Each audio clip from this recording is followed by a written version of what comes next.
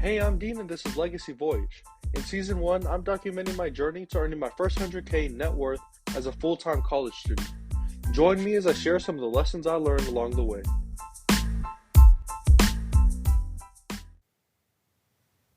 I'm in SF right now, literally just flew in like 30 minutes ago.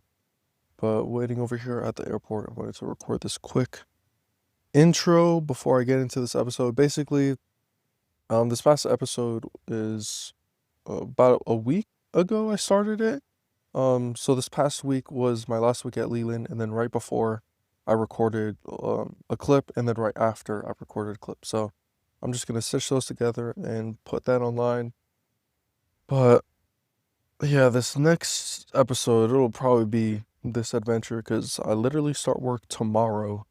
And oh my goodness, bro, getting to this point, like putting that last week in Leland in, and then coming back to Chicago, having to donate all my stuff and then fly back over here. And then now I gotta like pick up some things and I'm not fully sure I can.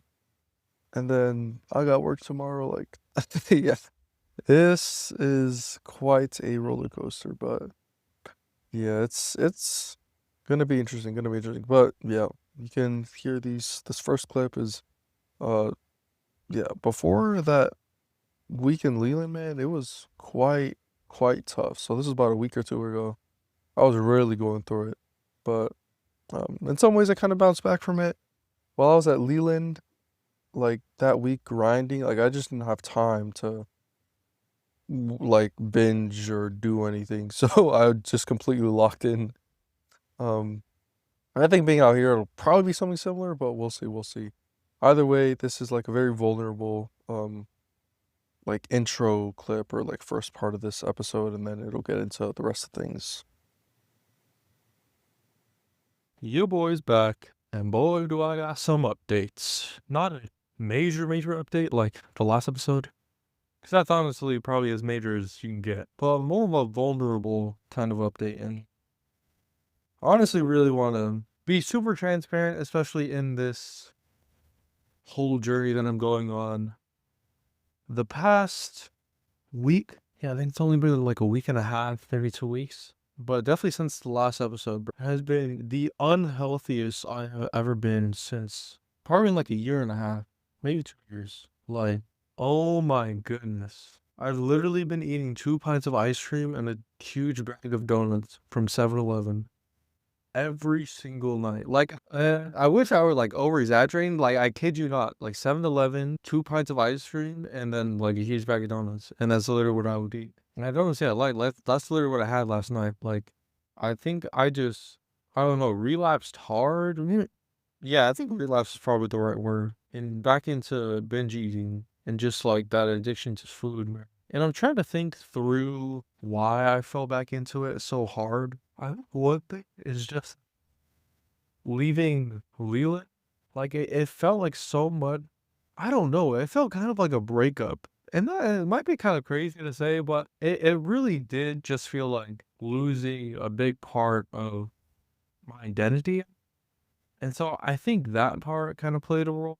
And then with that, I think another big part is that I kind of lost sight of the marathon that I've been training for, because the marathon that I've been training for, it's in Utah.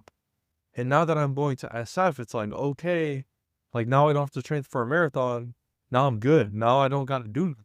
When in reality, like, bro, running and health, that's an infinite game. That's not something you can just go in and then clock out, bro. It's a full-time sport. And then I think another reason is probably because ever since I came back from SF, like my entire sleeping schedule has been completely thrown off. And because of that, I kind of just fell out of the routine. Like I literally think the last time I went on a proper run was when I was in SF, and that was like 2 weekends ago. But through all of this, yeah, I think it's just important to like document these lows. Just show people like it's not all sunshine and rainbows, bro. We go through it all the time, man. So, one thing that happened, this was late last night, like literally 2 in the morning last night, because I stayed up working, and then right before I headed to bed, I was just looking through like past podcasts that I did. So I literally look back at podcasts that I did last year around the same time. And so listening back to that, it was interesting because that's when I literally first got into running. And I first set this goal of wanting to do a marathon. And I went to New Zealand, I watched Tay do the Ironman, and then I set that goal for myself and just got into running again.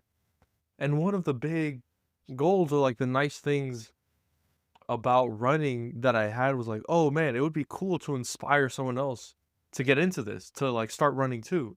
Like that would be really, really cool. And the crazy thing is that that's exactly what happened. It's like I got my sister to start running, and now she's gonna do that marathon.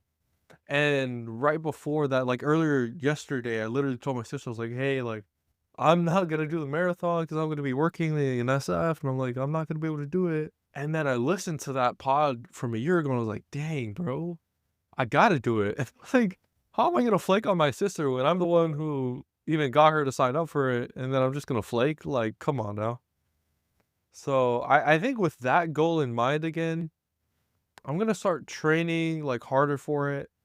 And I honestly think like this is a big part of my health like journey, or maybe habits is a better word, is having a date, like some type of goal, some type of thing that I'm working toward is so helpful to like get me off my butt and force me to go and do something. And of course the ideal state is I don't need that end date, but I honestly think like having that end date is just, it's too helpful not to have. Like it's just, yeah, it's super helpful. So that is the major update, and there's probably a couple updates I could talk about. So let me try to think through them.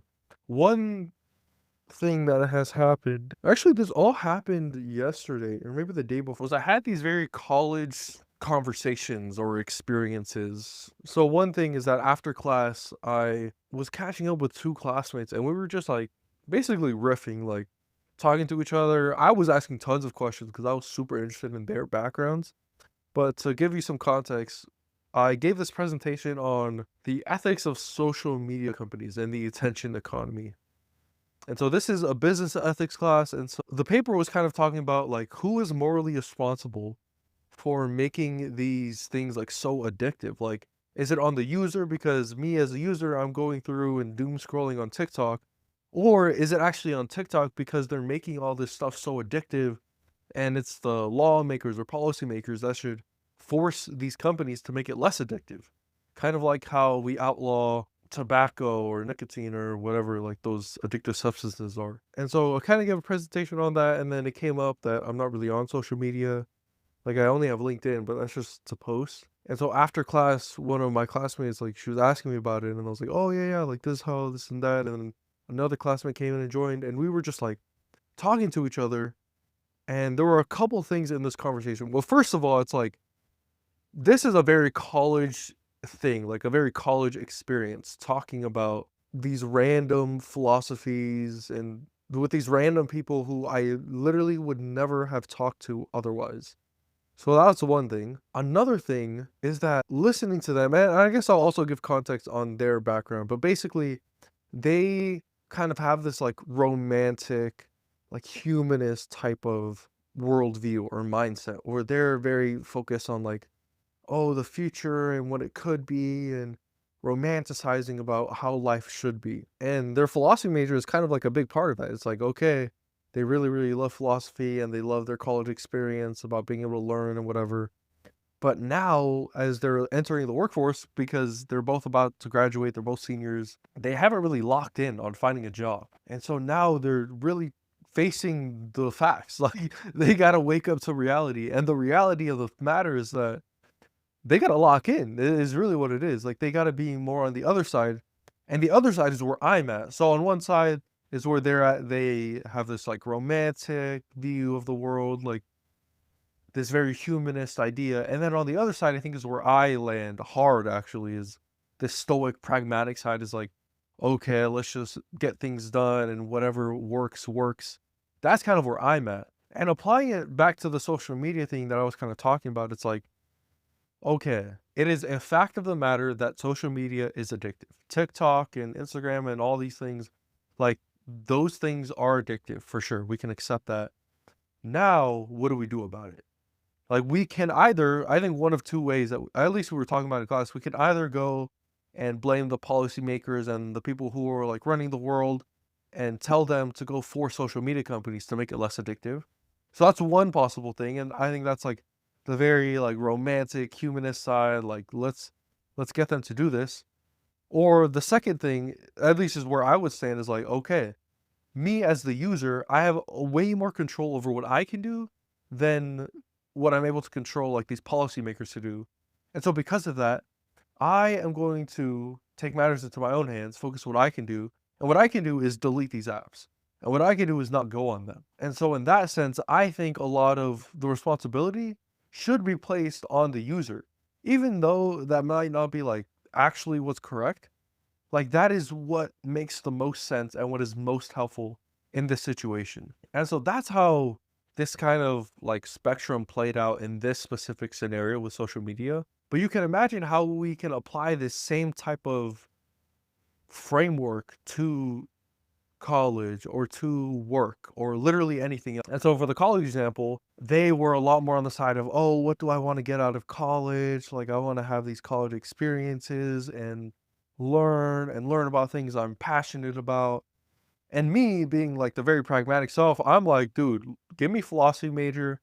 Let me do a tons of internships outside of school and gain tons of experience and then go get a job or go like start my own company. Like that was my plan. And so me as the pragmatic person, I'm like, okay, this all worked out for me. And they coming to the end of their college experience, like it worked out for them in the sense that, okay, they got the college experience that they wanted and they learned something that they were super passionate about. But then the question comes is like, now what, dude? like you can talk all this and that about whatever, but the next question that everyone has to face is now what? And that now what question, whatever you answer is like, it's gonna be super hefty and super important. And so that was one thing that came up in the conversation. Another thing that came up is how their humanist, like romantic mindset, they saw it kind of as a privilege because especially they came from these pretty well-off backgrounds, and so they thought like, oh, that's why. Like it's a privilege because like, oh, majoring in philosophy is a privilege, and they came from these well-off backgrounds, and so it allowed them and afforded them to care about these things. But then I kind of pushed back on the idea, like, oh, I definitely know people who come from these well-off backgrounds, and they're still like very pragmatic and very stoic in a lot of ways, and so that was one thing. Like, I don't think that's true, but probably correlated for sure. Like, if you come from a more rich background, then you're probably more likely to be more of a humanist. Whereas if you come from like a poor background, like you gotta lock in, and you're probably gonna grow to be more pragmatic and stuff. And so that's probably correlated, which is something that I brought up.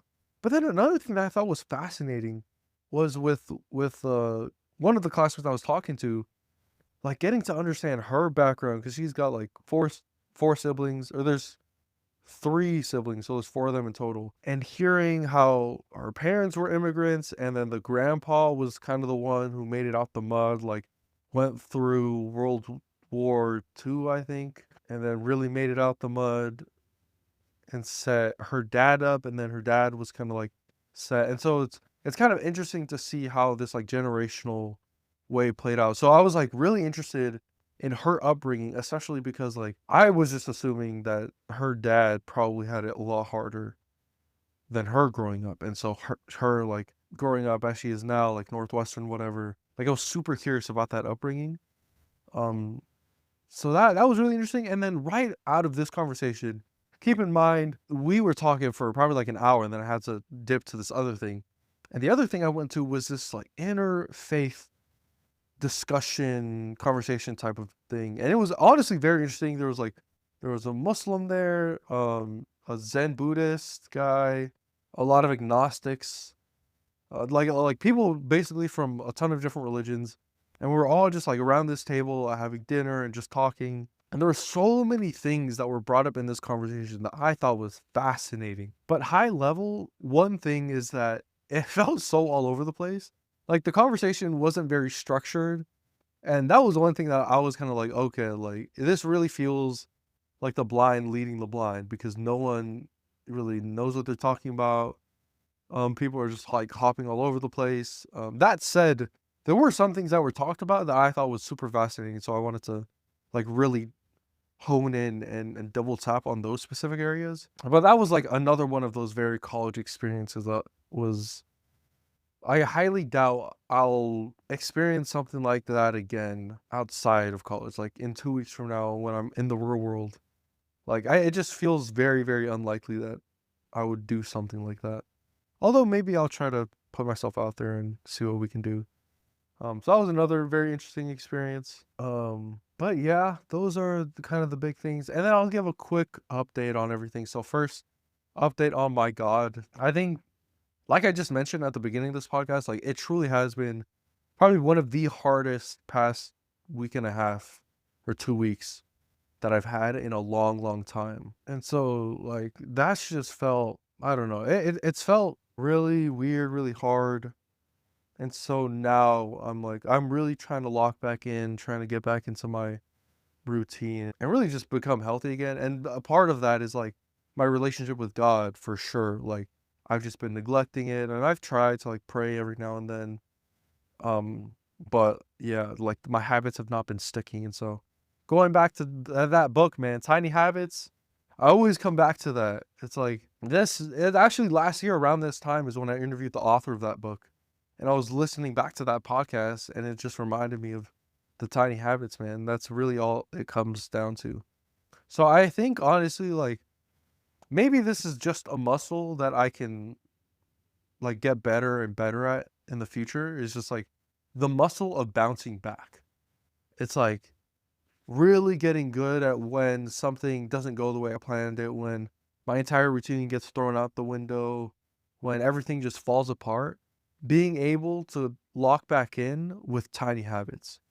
And it's like giving myself permission to like, I don't have to do the 10-mile run. Like I can just do the run around the block. And keeping that simple habit alive is all I need to do. And all I want to do to keep going and making progress. So I think that was probably like the biggest takeaway in this past week and a half. Like being able to bounce back through tiny habits is one of those skills that I really, really want to get better at. And I think this is just like one of those opportunities to keep improving for sure. So yeah, update on my God.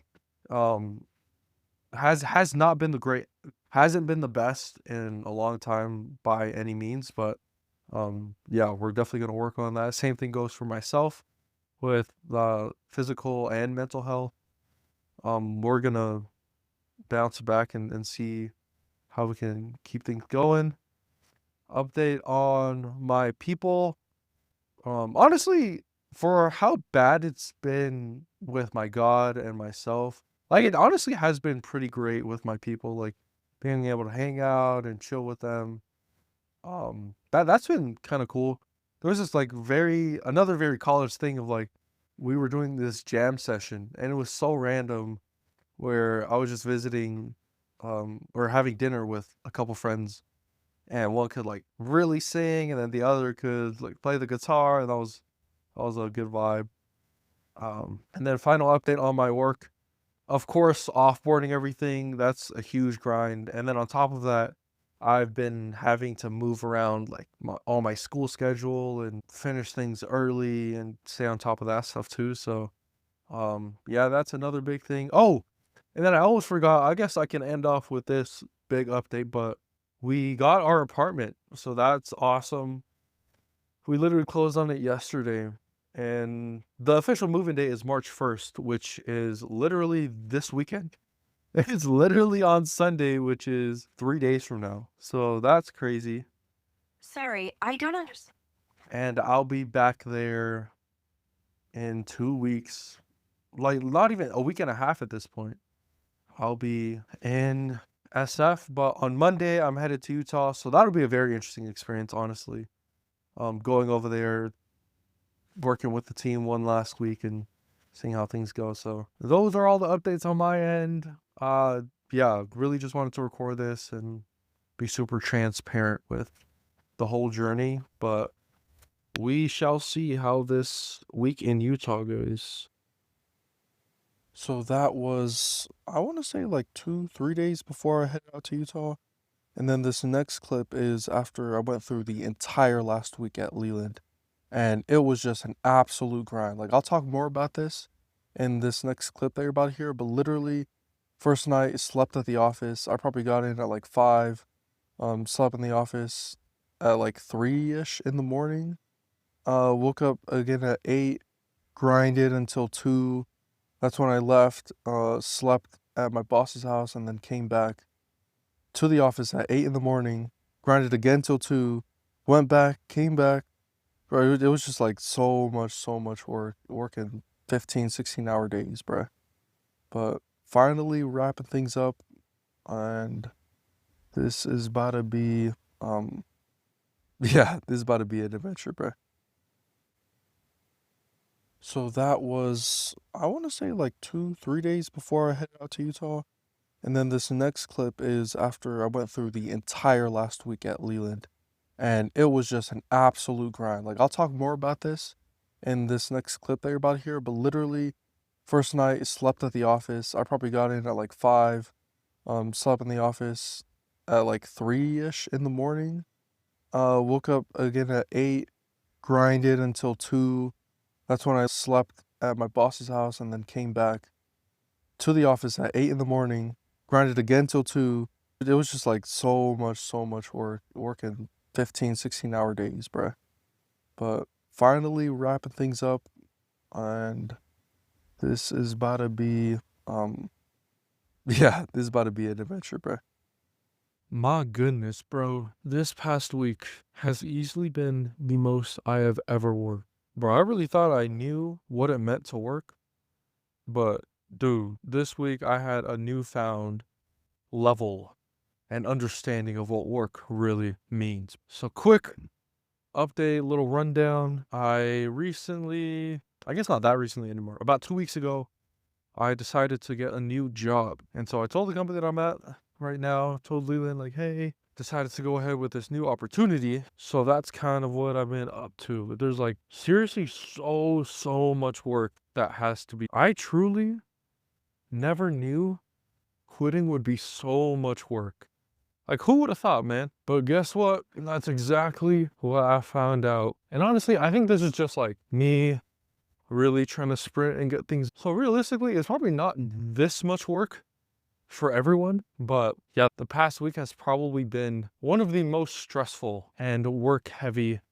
Honestly, not even that, dude. The past 2 weeks, it has been some of the most stressful, like so much workload that I had to get. But trying to back it up a little, I ended up pushing my exam to Monday. And so I finished my exam and caught the flight literally right after, probably like I had to catch an Uber to get to the airport type. So I caught the Uber, got to the airport, and then went on the flight. And then once I landed, I took the train to get to the office. So that all took a long while, honestly. Like, I think I probably got to the office around like 5:30 or something. So got to the office at 5:30 p.m. and I was literally working till 3 a.m. that night. Like, and keep in mind, it would have been 4 a.m. Chicago.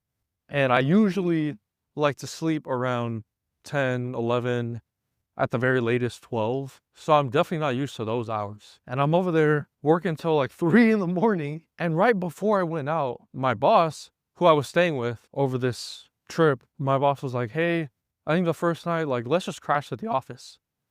Like, let's really try to get a ton of work done early. And then once we get that work done, let's just crash at the office. That way we can get as much work done as possible. I was like, okay, like, sure. But I wasn't fully sure if he was serious about it. I was like, I'm down. If you're down, I'll do it. But like, we'll see. And so I'm working probably at like 12 in the morning. Like, dang, when are we gonna go home? It hits 1, it hits 2. And then he pulls out sleeping bags and he's like so serious. He literally goes to his car, brings up sleeping bags and pillows. Is like, okay. And then he knocks out. And then I stop work at like 3 and then I knock out. Literally on the couch at the office. So that was an interesting experience. This is the first and definitely probably won't be the last. It might be the last, honestly. But I slept around 3, woke up at 8, so barely had 5 hours of like not even good sleep. Woke up and literally just went straight back to work. Like, what else is there to do? Well, I guess like took a shower at the office, but went back to work, grinded, and then we left again at 2 in the morning. So it was literally like we were putting in 8 a.m. to 2 a.m. consistent for the past like 3-4 days. And so I really thought like I knew work, like, bro, I can put in 10, 11 hours. I'm like, oh, that's a lot of time. Dude, we literally have put in like 14, 15, 16 hours, bro. And granted, like some of that time is spent with like eating food, talking with people at the office, like all that other stuff. But that is insane to me, bro. And what's even crazier is that he literally just operates on like 5 hours of sleep and he's chilling. Like I remember we'd be getting home at like 2 and he's like, okay, let's leave at 8 tomorrow. Like, bro, what? Like, how can you operate on this, bro? So yeah, this has definitely been the hardest I've ever worked ever. And so honestly, I was kind of wanting to do something like this, like really see the vibes, really see how it is to grind this much. And I'll likely be doing a lot of this type of grind. Maybe not to this level or extreme, but I'll probably be doing something similar in SF. So that's honestly the major update there. The entire week, I was just building together all these agents, literally like 7 different agents to handle sales for us. So that was an interesting vibe. Learned a ton about that and Claude and hooking Claude up to everything. But honestly, like this past week has probably been like the best case scenario. Because originally I wasn't fully sure where their head was at. Like I wasn't fully sure if they like were really, really sad or if they were just like kind of sad or if they were just like hated me or they like still sad but like understood the decision. But I genuinely wasn't completely sure. So coming out here, I was like, okay, I'm just gonna grind, I'm gonna push hard and really see what we can do. And by the end of it, it's like they definitely appreciated how hard I worked in this last week. And they even said, it was like, the CEO, he's talking about, man, I've seen a lot of people ramp down and off board, but I've never seen someone sleep at the office on the last week. Like, that was so funny to me. And he really just gave like a honest shout out, like, man, this will be your legacy, like a true shark and willing to put in the work and hours. And so that was something that he said that I really appreciated. And then even after the fact, I want to pull him aside and just chat with him for a little bit. And I talked with our HR person, just honestly asking for feedback and how they thought I handled the situation, what I could improve on. And even with my boss, like today on our way to the office, I was like, man, like would love to hear like feedback or what I could improve on. And I think they all gave some good insights, some good perspectives. And I think especially our head of people, who's basically like the HR guy, he really just told me like, hey, at the end of the day, you got to do what's best for you. And so he was explaining like people have reneged on him, and reneged is just like they accepted the offer but took it away, I guess. I don't fully know. I thought it meant renegotiate, but it sounds like it means like completely turning it down or something. But that's basically how it was. And so he was telling me like, yeah, it won't be the last time he's been and he was telling me like he actually reneged to come join Leland. And so like he understands and knows that we got to look out for our best interests. And he was like, because no one else is gonna take care of you, or no one else is gonna look after you more than you. And then he also just reminded me like, yeah, it's like it's a company, and so the company's always gonna look out for the company's best interest. And so I should look out for my best interest. And it was honestly great advice. So I think if I were to go back like, let's say a month ago, before I even started looking for these new opportunities, what I probably would have done is tell myself to be more transparent, but not super, super transparent. Like I wouldn't tell myself to be like, oh, go tell everyone that you want to like leave right this second or you want to work somewhere else. I would just tell them like, look, dude, there are certain things that you're looking for that Leland isn't offering, and just bring those up in your one-on-one. Just bring it up transparently, but maybe don't focus to the extent of how much you want to leave. So I probably would have been like, hey, I've been working this long. I really am feeling this pull toward SF again, like all this and that. And so I think looking back, I probably would have wanted to be more transparent just so it doesn't feel like such a slap in the face. Because honestly, that's probably what it felt like for them, especially because, yeah, they didn't see it coming.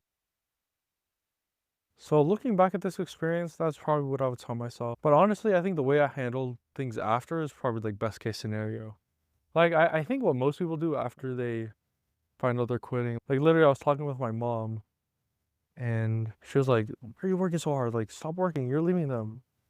And I was like, "No, you gotta grind." Like I think it's so interesting to see things in that perspective. Like the hardest you should work is like your first and last week.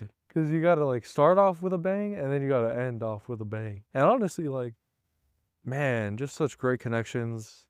Like apart from work, just amazing, amazing people that, man, I honestly, I was talking with the CEO, I was like, dude, there's a non-zero chance I come back. Like, there's a non-zero chance where I hate it out there in SF. And I'm like, you know what? Maybe I want to come back to this place. But I think either way, like, I think SF is the right thing to do. Like for me, like that's the right place to be. And I at the very least want to give it a shot. And if I hate it after giving it the shot, like I'm so happy I took the shot. So I think I'm still happy with the decision that I made to go to SF instead. Probably could have handled it better at the start of it, but honestly, I think the way I handled it after like this week, I think it's been good.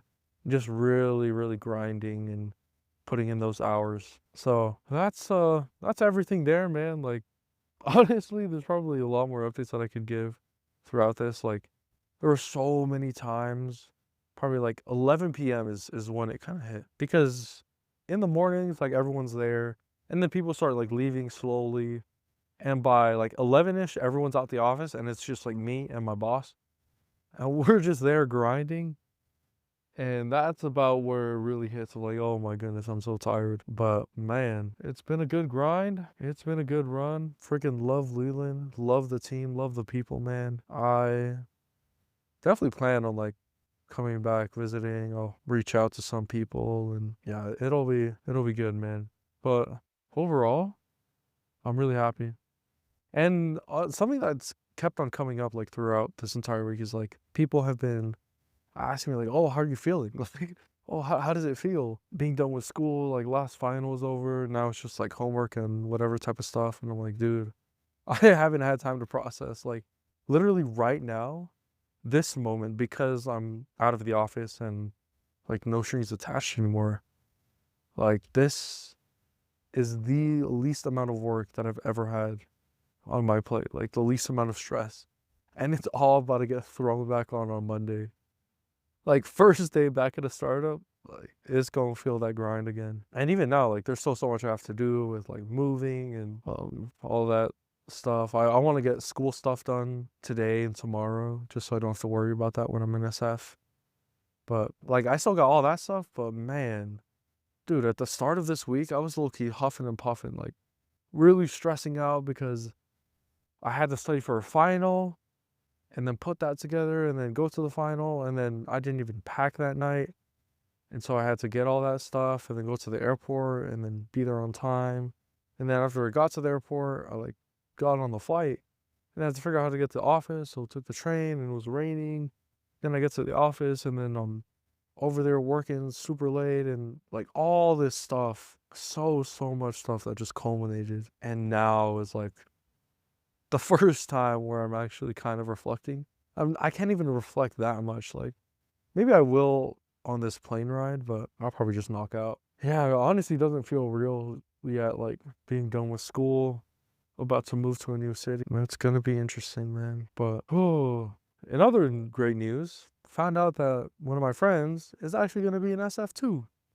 She just found out she's getting the SF offer, so man, it's insane just the fact that like so many people are coming to SF. So all in all, it's been a huge grind. Yeah, in terms of every other aspect of my life, like my God, myself, my people, like it's just had to take a hit over this past week because literally I'm in Utah. Two of my siblings are out here.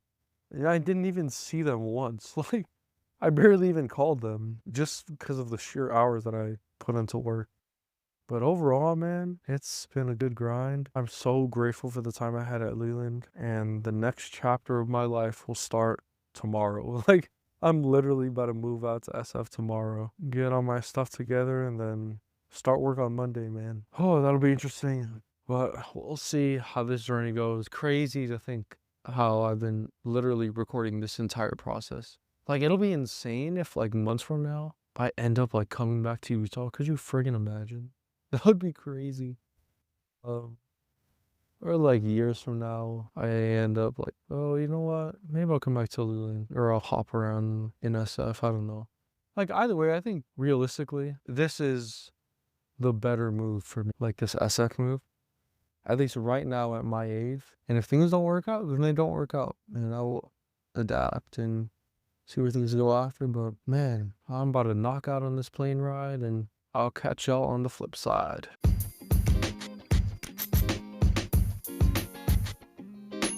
I record these episodes completely free to share success with everyone. So the only thing I ask is that if you learned anything or found something interesting in this episode, just leave a review and share it with a friend. Only takes 5 seconds and it would mean the world. Thanks, and I'll see you in the next episode. Tatok, see you.